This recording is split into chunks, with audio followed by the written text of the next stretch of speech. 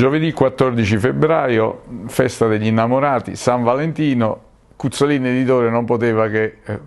dedicare questa giornata e organizzare una presentazione più appropriata con un testo che parla d'amore. Parole d'amore, eccolo qui, questo è un piccolo grande libro curato e realizzato dal maestro Salvatore Palomba, in cui racchiudiamo i più bei versi della poesia e della canzone napoletana. Ed è un libro che è un inno non solo all'amore, ovviamente, con tutti i brani che sono in esso contenuti, ma è soprattutto anche un tentativo, e speriamo che vada a buon fine, anche di avvicinare i giovani alla conoscenza della lingua napoletana, lingua o barra dialetto, insomma, poi di questo si disquisisce abbastanza. Comunque alla conoscenza di quello che è la lingua parlata napoletana. D'altro canto, questo esperimento speriamo abbia l'effetto voluto, anche perché sono stati trovati dei piccoli escamotage, diciamo, editoriali, con i quali all'interno del testo sono state create delle note che spiegano, per esempio, alcuni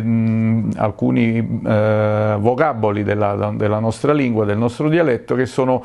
poco conosciuti e che quindi danno la possibilità ai giovani di potersene impadronire. D'altro canto, questa attività, questa operazione nasce proprio con questo tipo di finalità: avvicinare e declinare il tema dell'amore al napoletano, sperando appunto che i ragazzi, anche i ragazzi, si avvicinino ovviamente a questo. Lo faremo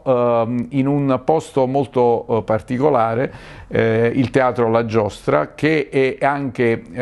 in via Speranzella, che è un posto molto particolare di Napoli, ovviamente fa parte di un quartiere popolare, dove ovviamente il messaggio culturale che noi portiamo avanti e che il giovedì lanceremo credo sia abbastanza significativo. Voglio dire, in un posto di Napoli ad alta densità popolare, parlare di fare un'operazione culturale, tentare di avvicinare i giovani a questo tipo di lettura, credo che sia un'opera meritoria, e lo faremo insieme, oltre che all'autore di questo libro, al coordinatore di questo libro, il maestro Salvatore Palomba, e alla mia presenza, anche grazie al contributo di Angela Matassa, critico teatrale, oltre che un'autrice, e della giornalista Maresa Galli.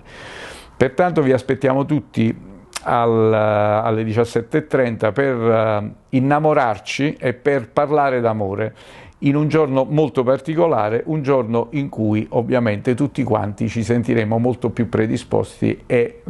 disponibili verso le parole d'amore, a declinarle in tutta la loro bellezza.